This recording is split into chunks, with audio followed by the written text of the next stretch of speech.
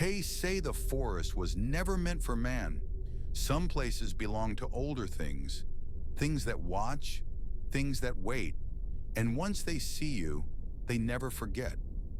I was a park ranger in the Smoky Mountains for 15 years. I've seen things. Bears, mountain lions, desperate hikers who lost their way. But nothing ever scared me like the Watcher in the Woods. It started with a missing camper.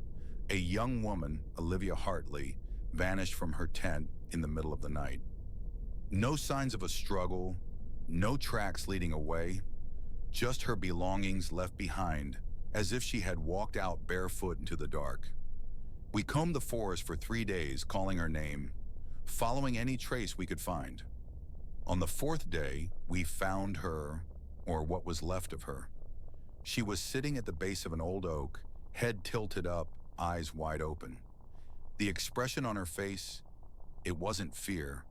It was something worse, like she had seen something so vast, so incomprehensible, that her mind simply shattered.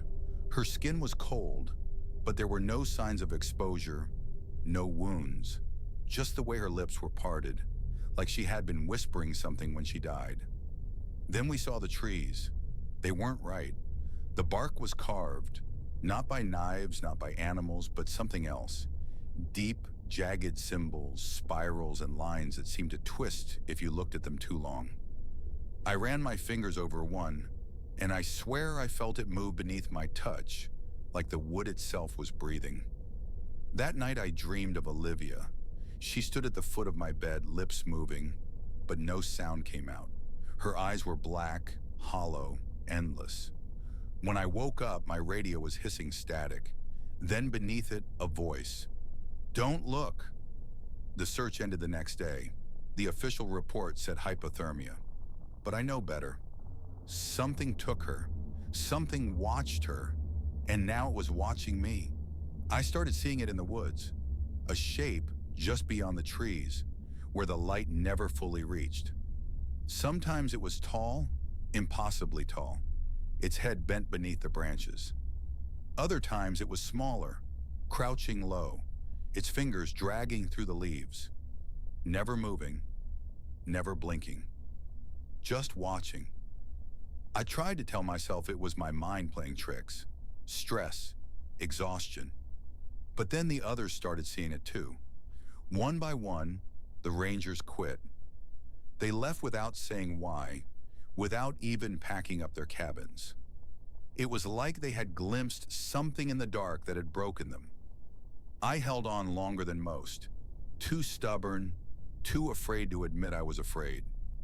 Then the scratching started, at night just outside my cabin.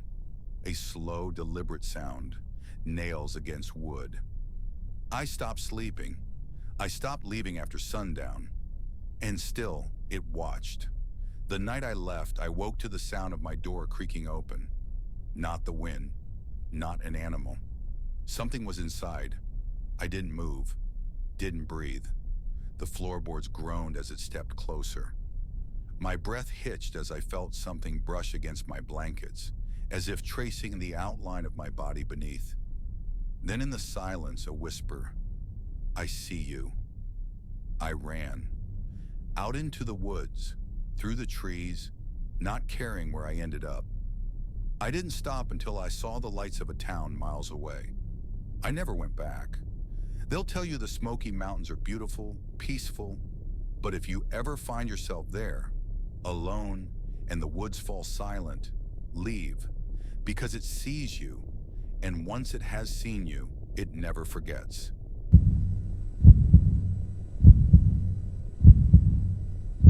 There are things older than man, older than fire, older than the first voice that dared to whisper in the dark. They have always been here, in the forests, in the mountains, in the places where no light reaches. We call them myths. We tell ourselves they are stories, but they are not. I learned this too late. It started in the mines. Back in the late 1800s, the town of Ashford thrived on coal. The mine was deep, dangerous, but it fed the town, clothed our children, kept us warm when winter gnawed at our doors. We worked hard and we paid in sweat, in blood, in the occasional missing man who fell too deep into the tunnels. Accidents, we said, just the price of taking from the earth. But then, one day the digging stopped. The foreman, a tough old bastard named Jacob Miller, came running out of the tunnels, pale as a ghost, rambling nonsense about how we had to leave, how we had to collapse the mine. We thought he'd gone mad. He wouldn't go back inside, wouldn't let us dig further. He said we had found something, or worse, something had found us. The company didn't care. They fired him, sent in fresh men, and the digging resumed. And then the screaming started. It began at night. We'd hear it from the mine, echoing up through the tunnels, crawling through the dirt like a sickness. Not voices, not human. Something deeper, something wrong. The kind of sound that makes your bones feel hollow. We stopped talking about it after the first man went missing, Samuel Hayes. He had a wife, 2 kids. One morning, his bed was empty, his boots still by the door. The next day, Thomas and Richard Cole were gone too. No signs of a struggle, just gone. Some men left town. Those of us who stayed knew it was only a matter of time before the thing in the mine came for us too. I was there the night it showed itself. The wind howled through the streets, carrying that awful sound. The town was quiet. Doors bolted, windows shut. But I couldn't sleep. I sat by the fire, shotgun in my lap, listening. Then, footsteps. Slow, heavy, not quite right. A dragging sound, like something pulling itself forward. I crept to the window, heart hammering, and saw them. The hollow ones. They looked like us, almost. Their faces stretched too long, mouths hanging open in silent screams. Eyes black pits that swallowed the light. Their limbs were twisted, broken, moving like marionettes on strings made of shadow. And they were searching, sniffing the air, tilting their heads as if listening for something just beneath the surface of the world. I didn't breathe, didn't move. But then one of them turned, slowly.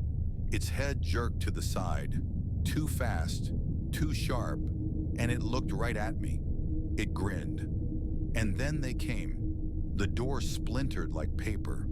I fired, but the shotgun blast did nothing. They poured into the room, moving in jerks and spasms. Too many hands, too many fingers, pressing against my skin, forcing their way inside my head. I saw the mine, the darkness beneath, the thing that had waited for centuries to be found. It had no shape, no body. It was hunger, endless and hollow. And it had been calling us for years. We had just been too blind to listen. The town of Ashford is gone now, swallowed whole. The buildings stand empty, the streets untouched, but no one lives there anymore. No one dares. But some nights when the wind howls through the valley, you can still hear the screaming, echoing up from the earth, from the tunnels that should have never been dug. They are still here, and they are still hungry.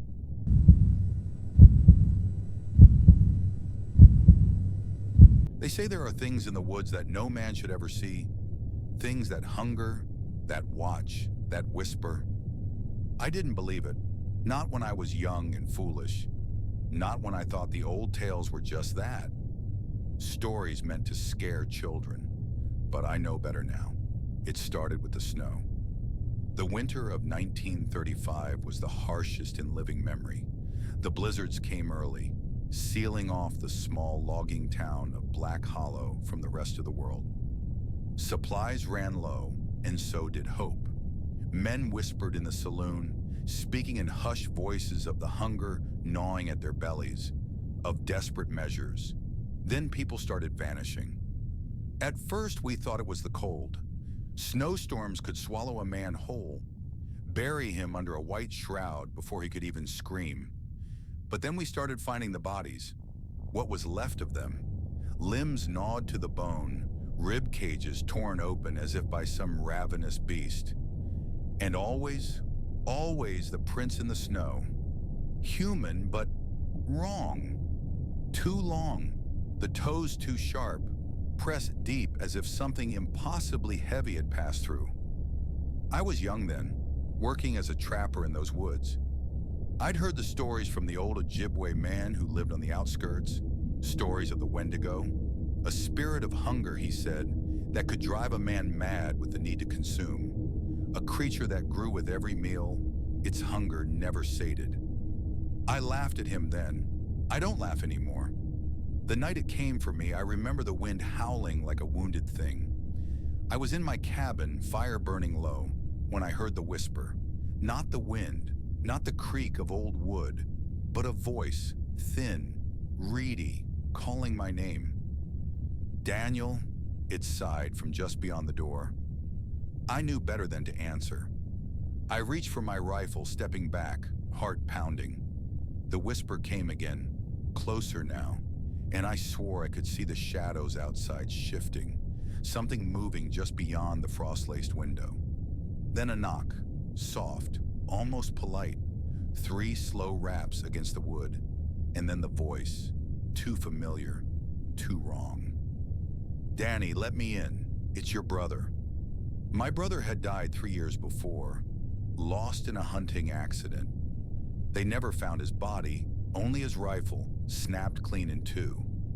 My breath turned to ice in my lungs. You're not my brother, I whispered. A long silence, then a rasping chuckle, like dead leaves scraping together. The door shuddered, the wood groaning under an impossible weight. I'm so hungry, it moaned.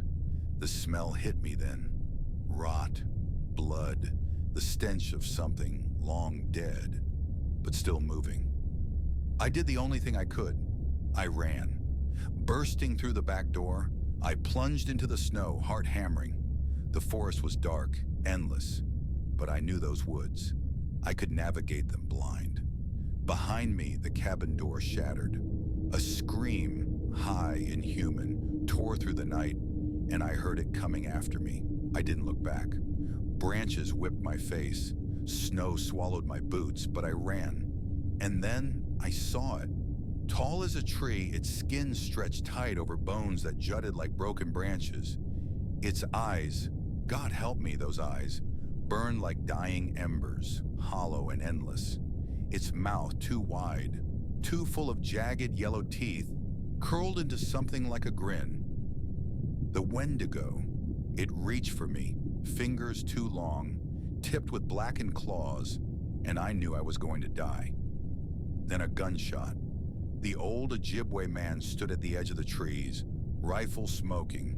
He shouted something in his native tongue, words I didn't understand, but the thing shrieked, recoiling. Its body twisted, jerking as if something unseen was dragging it back into the darkness. And then it was gone. I never went back to that cabin. The town didn't last long after that winter. Folks left, whispering about curses, about things in the woods that couldn't be killed. Black Hollow faded into nothing, swallowed by time and snow. But sometimes when the wind howls through the trees, I still hear my name in the whispering cold. And I know it's still hungry. And one night, I know it will find me again.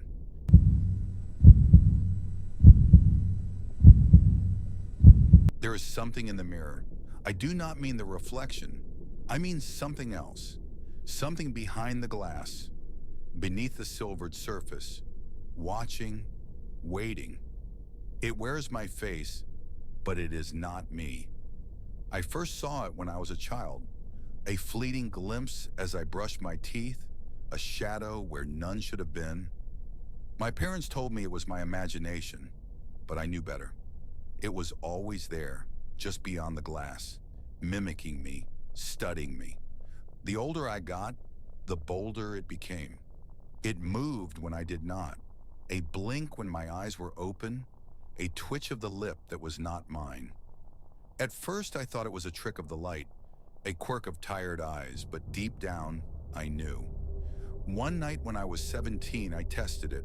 I stood before the mirror and smiled. My reflection did not.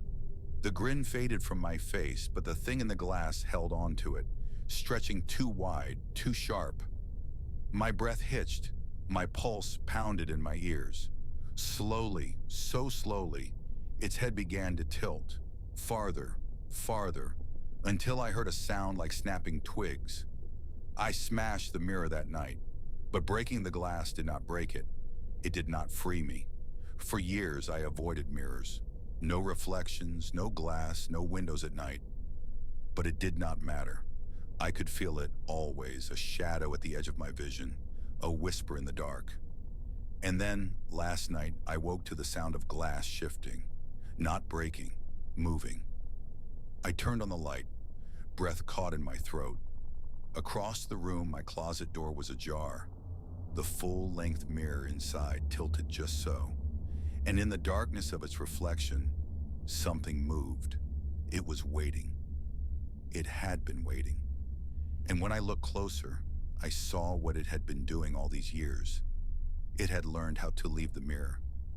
And now it is here, standing behind me as I write this, breathing softly against my neck, grinning that too wide grin. I do not want to turn around. I should have run. Instead, I sat frozen, feeling its breath against my skin. My fingers tightened on the edge of the desk. I could hear the soft, wet sound of lips stretching into a smile. The air behind me grew colder, like the surface of a mirror in winter. A single word drifted through the silence, spoken in my own voice. Turn. I squeezed my eyes shut. I would not obey. I knew deep in my marrow that to acknowledge it was to let it in, to let it become real in my world. My heartbeat thundered. My mind screamed for me to move, to flee, but my body refused. Then the whisper again, softer this time, almost pleading. Let me see you. A shiver ran down my spine. I opened my mouth to scream, but no sound came.